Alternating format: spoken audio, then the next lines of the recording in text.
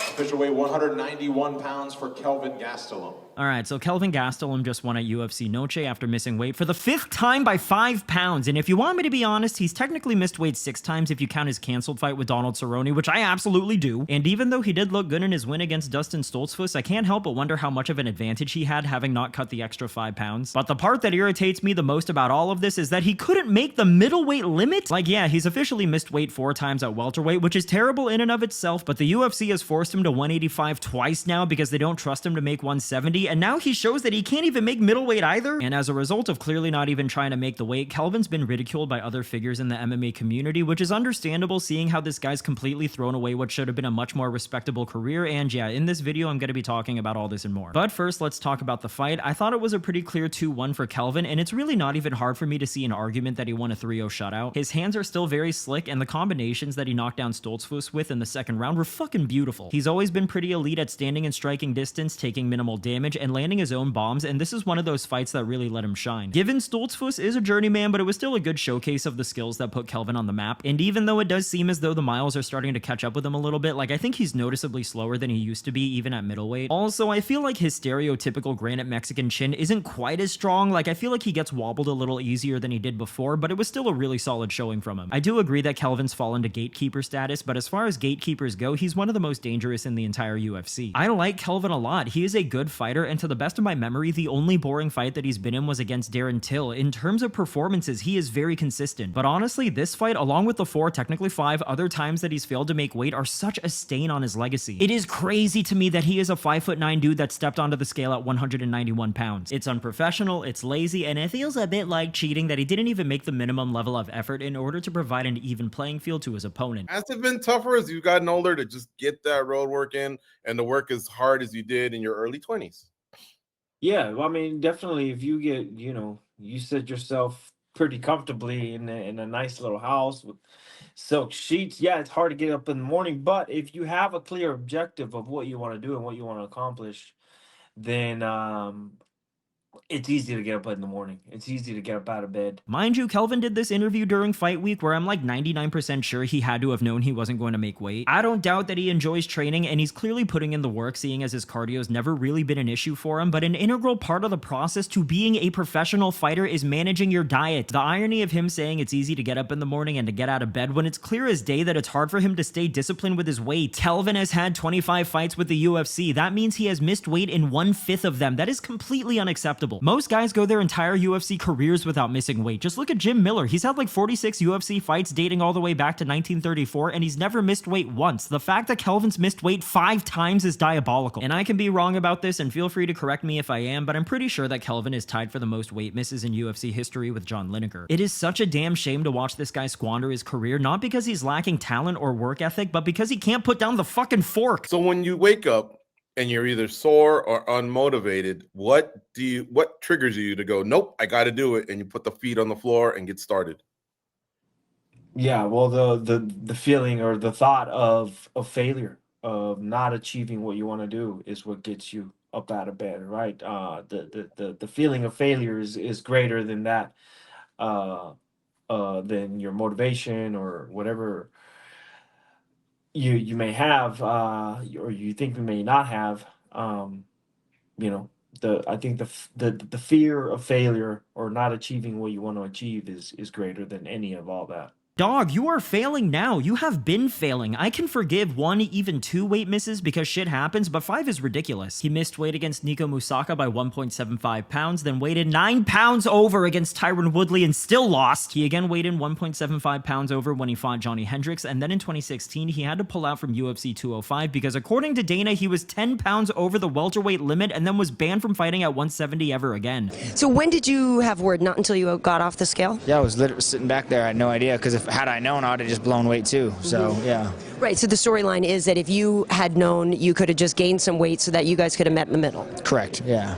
Okay. So what did you say? How much middle? I probably could have only made 175, 176. So yeah, it's kind of like my top weight. What did you hear that he had gotten down to? I didn't hear. I heard he was at 180 or something. I don't know. And for reasons I will never understand, when he was allowed to fight at welterweight again, he had to have his fight with Daniel Rodriguez moved back up to 185 because he couldn't make the weight, which was extremely unfair for D-Rod. And now he's serving his second ban from welterweight, and he can't even get close to making middleweight. This shit is absurd. You know, I'm really curious what Kelvin's definition of failure even is. Like, does he think that having one of, if not the most scale failures in UFC history is a successful career? Is being forced out of a weight class that you're better suited for because you're unprofessional successful? Is not making the middleweight limit as a guy that's already completely undersized for the division not a failure? I think he's gonna be, he's gonna be looking to wrestle and box and counter, right? And so I think, like you said, he does a little bit of everything really well, and so it could be a really good fight.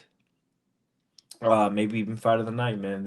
I know both of us are in a similar position where, one of us might have to go home, the loser. Do you really feel that way? I think the UFC loves you. The fans love you. I don't feel that way. You do? We'll see.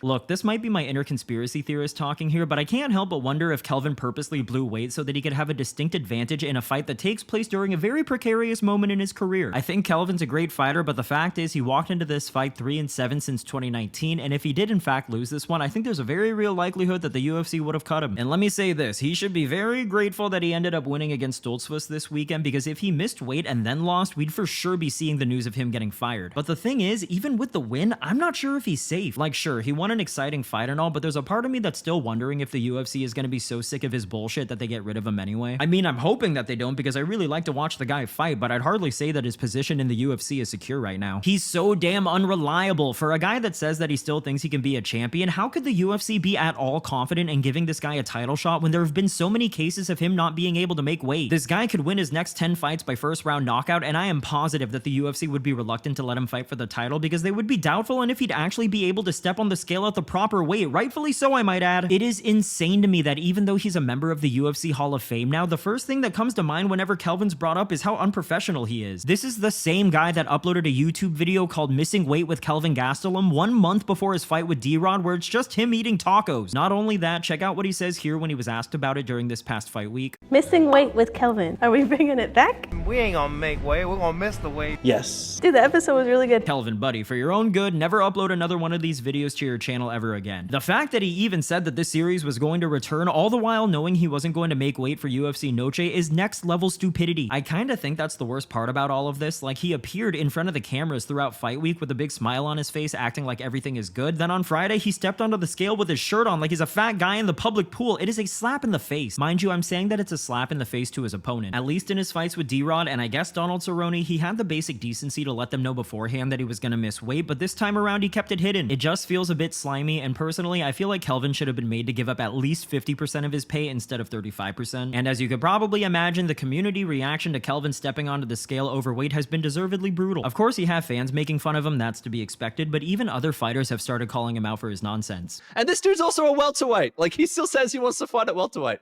I don't know what's going on with Kelvin, man. And, it just puts Dustin at an unfair advantage. Yeah, well, and you look at the odds. Like, I think there's like really high odds of like guys that don't make weight. It's the dude that doesn't make weight that wins. Yeah, you know, it's just such a powerful thing to have in the fight. I don't like it. I don't like it because there's a division for a reason.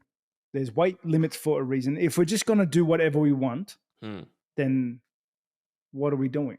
Yeah. Right? Like, Kelvin knew this taking the fight in 4 weeks. He didn't have to take the fight in 4 weeks. Yep.